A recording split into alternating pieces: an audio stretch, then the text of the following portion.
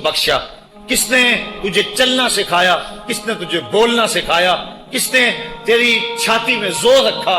آج تو کڑیل جوان ہے، آج دولت کے انبار تیرے پاس ہیں، آج تو چودھری ہے، آج تو خان صاحب ہے، آج تو بہت بڑا عالم ہے، آج تو مفتی ہے، آج تو پیر ہے، آج تو منسٹر ہے، آج تو ناظم ہے، آج دنیا تیری بات گزار ہے، آج تیرے دماغ میں وہ قوت رکھ دی گئی کہ دنیا کو تو انگلیوں پہ نچا رہا ہے۔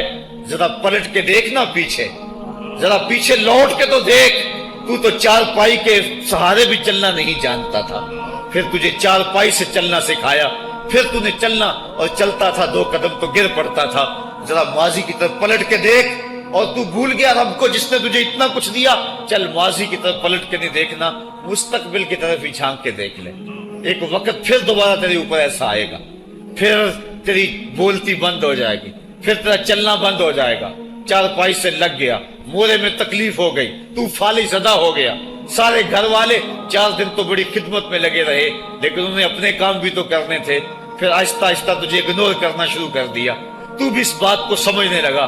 پھر وہ وقت بھی آیا کہ تیری چار پائی کو اندر سے اٹھا کے برآمدے میں رکھ دیا کہ بابا کھانستا ہے، بچے ڈسٹرب ہوتے ہیں، جراثیم پھیلتے ہیں، اب نوکر تجھے روٹی دینے لگا۔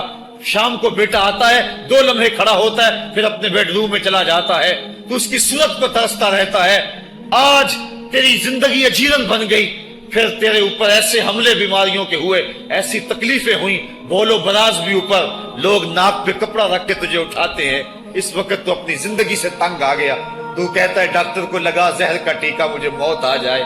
بتا ہم تجھے موت بھی نہ دیتے تو کیا کرتا؟ ہم نے تجھے زندگی دی تھی، یہ ہمارا احسان، اور اب تمہیں موت اگر دیں گے تو یہ بھی ہمارا احسان ہے۔ اگر تو تڑپتا تھا، تیری زندگی جو ہے وہ اجیرن بن چکی تھی، سارے تجھ سے تنگ آ گئے تھے، تیرے بیٹے بھی کہتے دعا کرو اللہ بابے کو پردہ دے دے، سارے تیرے پردہ مانگ رہے تھے، اب بتا کہ ہم تجھے پردہ بھی نہ دیتے تو کیا کرتا؟ ثم اماتہ فاقبرہ، شکر کر ہم نے تجھے موت عطا کر دی، فاقبرہ، اور پھر اس کے بعد تجھے قبر دی۔ کتا بھی تو مرا تھا، گھسیٹ کے روڑی پہ ڈال دیا، بکری بھی تو مری تھی، گھسیٹ کے روڑی پہ ڈال دیا، تجھے بھی روڑی پہ ڈال دیا جاتا تو کیا تھا؟ لیکن کہا نا یہ میرا شاہکار ہے، پہلے سے غسل دو، بیری کے پتے بھی ڈال لینا، صفائی خوب ہو جائے، اس کو چٹے لباس کا کفن دو، اس کے سند پہ خوشبو ملو، اس کو سلگھاؤ، خوشبوئیں سلگھاؤ، اس کو خوبصورت چارپائی پہ ڈالو، اس کے اعضائے سجدہ پہ مشک ملو، اور اس کی جو ہے وہ چارپائی کے دائیں بائیں پھول رکھو، اور اب سارا زمانہ تیرا منہ دیکھنے آ رہا ہے، ذرا سوچ تیرا منہ دکھانے کے قابل ہے؟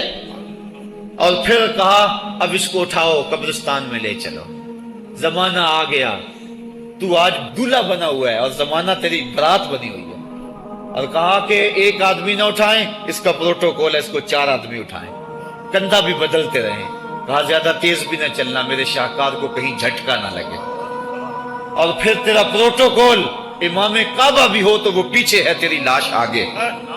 تو نے ہمارے ساتھ کیا کیا، ہم نے تیرے ساتھ کیا سلوک کیا؟ یا ایھا الانسان ما غرک بربک الکریم، ہم نے کہا اس کے لیے چھوٹا سا گھر بنا دو، اور اس کے اندر پردے میں اس کو رکھ کے اوپر سے مٹی ڈال دو، اوپر پھول ڈال لو، اور پھر اتنی دیر تک کھڑے رہو جتنی دیر تک اونٹ کو ذبح کرتے ہیں، اس کی کھال ادھیڑتے ہیں، اس کا گوشت بناتے ہیں، پھر اس کو تقسیم کرتے ہیں، اور پھر آؤ تو دعائیں شروع کر دو، کبھی کل کی محفل سجا دو، کبھی 10ویں کی، کبھی چہلم کی۔ اے انسان، تیرے ساتھ جو کچھ ہوا لوگوں کی نظروں کے سامنے تجھے رسوا تو نہیں کیا میں نے؟ یا ایھا الانسان ما غرک بربک الکریم، ذرا پیچھے پلٹ کے دیکھ لے، نہیں تو آگے جھانک کے دیکھ لے، تجھے کبھی تو شرم آئے گی، تو کہاں بھٹک گیا، کہاں بہہ گیا۔ آ جا اس کریم رب کی طرف جو 70 ماؤں سے زیادہ پیار کرتا ہے۔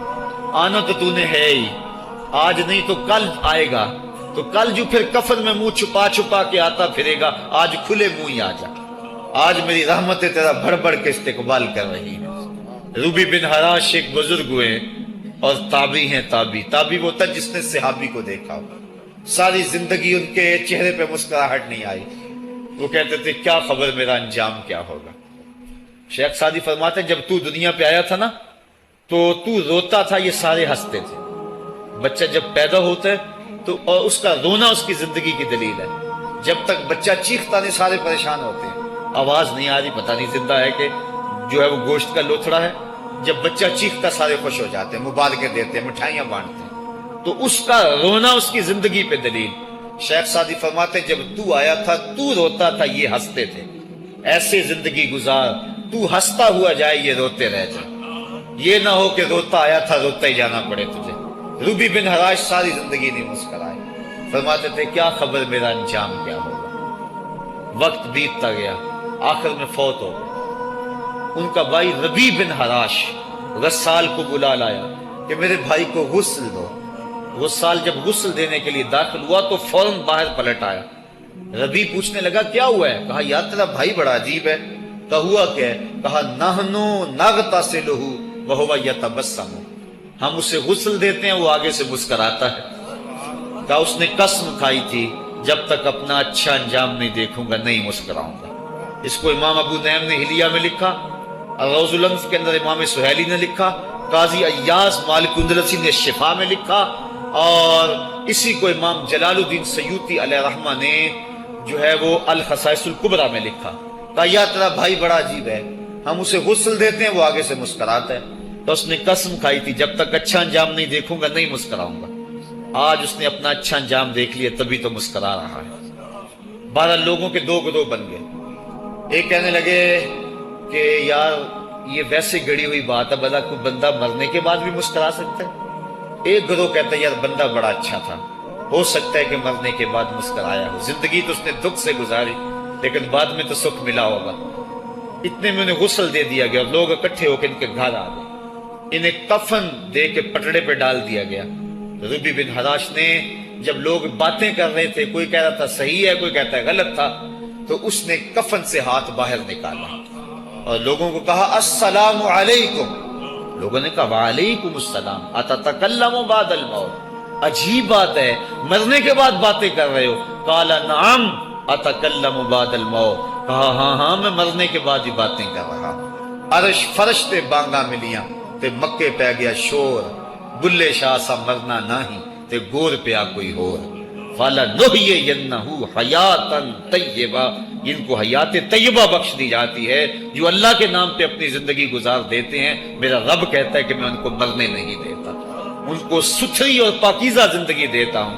اور اقبال کہتا ہے فطرت ہستی شہید آرزو رہتی نہ ہو، خوب تر پیکر کی اس کو جستجو رہتی نہ ہو. موت کو سمجھا ہے غافل اختتام زندگی، یہ ہے شام زندگی صبح دوام زندگی. تو کہا ہاں ہاں مرنے کے بعد باتیں کروں. لوگوں نے کہا بتا پھر تیرے رب نے تیرے ساتھ سلوک کیا کیا. تو ربی جو فوت ہو چکا ہے کہتا ہے استقبلنی ربی غیر غضبان واستقبلنی بروح و ریحان. کیا پوچھتے ہو، اس کے قدرت والے چہرے پہ کوئی غصہ نہیں تھا. اس نے روح و ریحان کے پھولوں کے ہار میرے گلے میں ڈالے. لوگوں نے باتیں پوچھنا شروع کر دی. موقع مل گیا ایک مردہ بول پڑا، کوئی ادھر کی پوچھ رہا ہے کوئی ادھر کی پوچھ رہا ہے. امام ابو نعیم لکھتے ہیں کہ جب لوگوں نے سلسلہ کلام طویل کر دیا تو ربی بن حراش نے کہا اجلوا بی ولا تؤخروا بی لان ابا القاسم ينتظر علی الصلاۃ. دیر نہ کرو، مجھے جلدی جلدی قبرستان میں لے جاؤ، تم مجھے باتوں میں لگا رہے ہو. امام الانبیاء میرے جنازے کا انتظار فرما رہے ہیں. لوگوں نے جنازہ پڑھا اور اپنے گھروں میں آنے کی بجائے سیدھا ام المومنین حضرت عائشہ صدیقہ رضی اللہ تعالی عنہا کی چوکھٹ پہ چلے گئے اور جا کے سارا ماجرا کہا. وہ ابھی باقاعدہ حیات تھی. کہا ایک آدمی نے مرنے کے بعد یوں باتیں کی ہیں، آپ اپنی رائے بتائیں کہ یہ کیا ہو سکتا ہے. تو ام المومنین رضی اللہ تعالی عنہا نے فرمایا تم کیوں پریشان ہو گئے ہو، میرے سرتاج آقا فرما گئے ہیں کانا رجل من امتی یتکلم بعد الموت. میری امت میں ایسے مرد بھی ہوں گے جو مرنے کے بعد باتیں کیا کریں. وہ لوگ جنہوں نے اپنی زندگی اللہ کے نام لگا دی اور اس کے ذکر کے نام لگا دی، وہ مرنے کے بعد بھی ابدی اور سرمدی زندگی پاتے ہیں. اور جو لوگ اللہ سے بے بہرہ ہیں، اس کی خشیت سے جن کا سینہ خالی ہے اور دین کا چراغاں جن کے سینے میں نہیں ہے، وہ چلتے پھرتے بھی مردہ ہیں. ان کے سینے میں دھڑکتا ہوا دل تو ہے لیکن تمانیت کا نور اس میں نہیں رکھتے ہیں. وہ دھرتی کے اوپر چلتے تو ہیں لیکن دھرتی کا بوجھ ہیں. لیکن یہ لوگ وہ دھرتی کی چھاتی میں ہیں لیکن دھرتی کا وقار ہے. ان کی قبروں سے بھی زندگی پھوٹ رہی ہے اور ضیائیں پھوٹ رہی ہیں. میں جب بھی کبھی لاہور گیا ہوں تو ایک منظر مجھے اپنی طرف کھینچتا ہے. جب میں دریائے راوی کے اس پار ہوتا ہوں تو میں ایک قبر دیکھتا ہوں جس پہ حسرتیں برس رہی ہیں. وہ بر صغیر کا مطلق العنان حکمران جس کی کے اشارہ ابرو سے ہندوستان کی تقدیر بدلتی تھی، آج چند تاش کھیلنے والی ٹولیاں اس کی قبر پر بیٹھی ہیں. اس کی محبوب بیوی جو بادشاہ کے پیچھے بیٹھتی تھی اور پردہ پیچھے لٹک رہا ہوتا، بادشاہ کا کوئی فیصلہ اسے ناگوار ہوتا، پیچھے سے وہ کمر ٹھونکتی، بادشاہ فیصلے بدل لیتا. جس کے اشارہ ابرو سے ہندوستان کی تقدیر کے فیصلے تبدیل ہوتے تھے، اس کی قبر بھی ساتھ ہی اندھیرے میں ہے. اور اس کی بیٹی کی قبر کے اوپر زیب النساء کے مقبرے پہ لکھا ہے: بر مزار ماں غریباں، نہ چراغے نہ گلے، نہ پرے پروانہ سوزت، نہ صدائے بلبلے. ہم غریبوں کی قبر پہ کون چراغ جلانے آئے گا، کون پھول ڈالنے آئے گا؟ نہ کوئی بلبل گیت گانے آئے گی اور نہ کوئی پروانہ پر جلانے آئے گا.